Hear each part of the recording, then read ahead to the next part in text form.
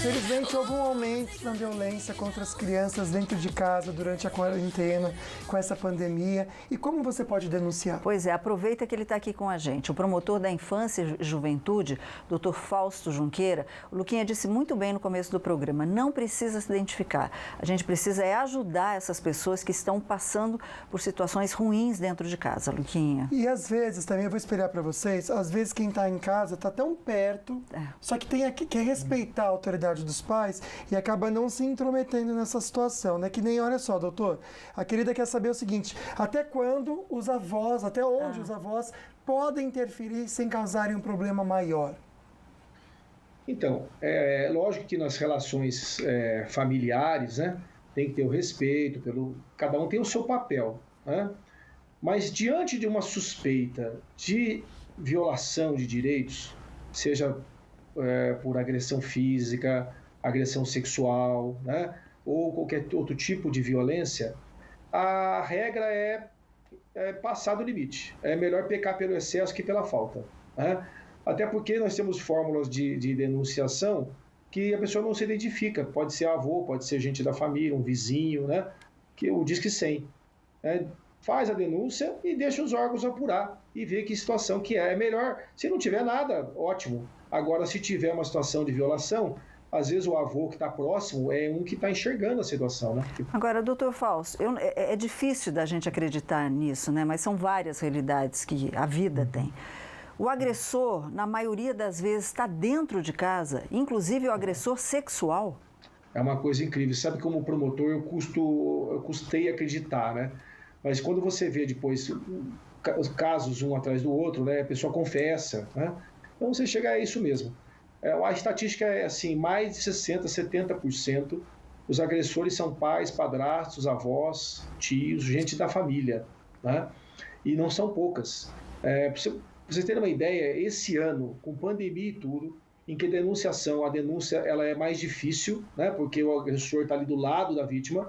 Nós tivemos no estado de São Paulo uma média de 700 por mês, né? No estado de São Paulo, por mês, de notícias de estupro de vulnerável. Quer dizer, e a maior parte, mais de 50% desses casos, a criança tem menos de 5 anos de idade. Quer dizer, é uma coisa absurda. Por isso que não é algo assim que acontece esporadicamente. Infelizmente, acontece bastante. Doutor, eu tô preciso... Pois não. Não, desculpa, doutor. Eu estou com uma pergunta que tem a ver até com esse assunto. Pois não. A querida comenta assim, ó, sofri abuso quando criança. Pelo que entendi, doutor, ela já é adulta agora. Ela quer saber se ainda pode denunciar, sendo que a agressora ainda está viva. Sim, ela pode denunciar. Se amanhã se apurar, porque a gente não sabe a diferença de idade, quanto tempo passou, né? Pode ser que o crime já esteja até prescrito. Mas é melhor que ela denuncie e que isso faz bem para ela, né? Faz bem para a pessoa, ela põe isso para fora, e aí a justiça vai apurar se já está prescrito o crime, se não está prescrito e tal, porque só denunciando que a gente pode saber se é possível ainda o processamento criminal da pessoa, né? E a gente está colocando, né? Coloca o WhatsApp aqui, por favor. Isso, esse daí, o WhatsApp da Promotoria da Infância e Juventude, gente. Deixa anotado, porque às vezes é difícil você sair para fazer a denúncia, porque o agressor está dentro de casa, como o doutor falou. Mas finge que está jogando no celular e faz a denúncia pelo WhatsApp, né? Depois apaga a mensagem. E você, adolescente, está assistindo a gente, passa por alguma situação, anota o número, depois você manda uma mensagem também, né? Pelo WhatsApp. De repente você vai ter um pouco mais de liberdade e confiança para isso. Exatamente. Doutora, a gente só vai mudar um pouquinho de assunto para falar com aqueles pacientes, Luquinha, que fazem o uso de terapia imunobiológica e apresentam resultado positivo para a Covid-19. O que eles devem fazer? Será que devem continuar o tratamento ou tem que parar? A gente vai aprender agora com a Vale Infusões, Vale a Pena Ter Saúde.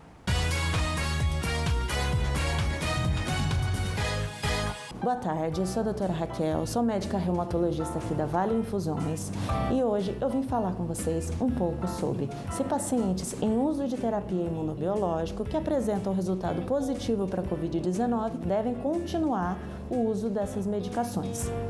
Primeiro, não temos dados ainda para dizer que o paciente em uso de imunobiológicos, eles vão ter formas mais graves da doença. Não temos esse dado ainda na literatura. Porém, nós precisamos, no nosso dia a dia, decidir o que é melhor para o paciente. Se eu tenho um paciente com teste positivo para coronavírus e tem a doença em remissão, doença reumatológica em remissão, ou seja, quieta, controlada, e considerando ainda que o coronavírus dura em média 14 dias, a sintomatologia, e são sintomas leves, após a avaliação clínica, o paciente não tem uma falta de ar, não tem dor no peito, eu posso lançar a mão, já que a doença está controlada, a doença reumatológica, eu posso aguardar esses 14 dias, postergar o uso da terapia imunobiológica.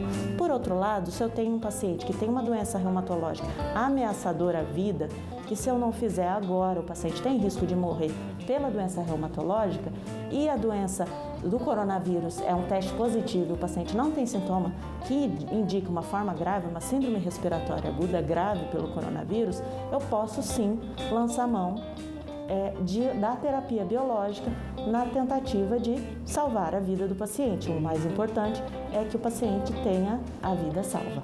Então, a cada caso vai ser avaliado especificamente para o risco-benefício do uso da terapia biológica e do risco de morte pelo próprio Covid. E uma coisa muito importante, pacientes que não têm sintomas de coronavírus e não tiveram resultado positivo, não devem parar a sua terapia biológica ou a imunossupressora convencional, porque não tem dados de que a doença, o uso da terapia de biológicas ou imunossupressores convencionais vai levar ao risco de uma forma mais grave da doença. Outra coisa muito importante que se diga também é que, mais importante do que o próprio uso do biológico, o paciente com a doença reumatológica descontrolada, inflamado, esse sim tem um risco maior de desenvolver uma forma grave do coronavírus. Então é muito importante que o paciente que não tenha forma grave do coronavírus, que não tenha diagnóstico de coronavírus, mantenha o uso do biológico. Essa foi a dica de hoje e até a próxima.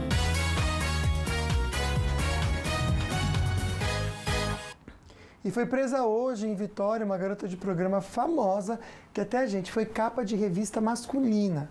Só ela trabalhava em Brasília e cobrava bem caro mesmo, né? Então vamos entender quem que pagava para ela. Né? Brasília, de repente, quem estava pagando caro. era você, era o nosso bolso, né? Mas você não era entendeu, gente que fazia o serviço, que participava do serviço, não, né? Só, bom, além de sexo, Flávia Tamayo também vendia drogas. O que, na verdade, bonita, só acaba né? sendo comum para quem trabalha com, assim, garota de programa é prostituição, né, gente?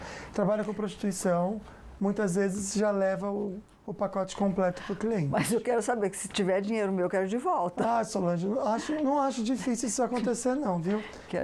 Aí a capa da Playboy que ela saiu. É bonito, olha que menina linda, bonita. muito triste, né? Bom, daqui a pouquinho a gente continua a nossa conversa aqui, mas agora aquele momento tão gostoso de carinho. Boa tarde, pessoal. Aqui é o Maurão do Espetinho, comerciante aqui de São José dos Campos. Queria aí agradecer e parabenizar vocês aí do Falando Nisso, Solange e toda a equipe por estar com a gente todas as tardes durante esses 15 anos. Muito obrigado por fazer parte da nossa família, tá bom? Um beijão e que Deus abençoe vocês muitos anos aí no ar. Um abraço.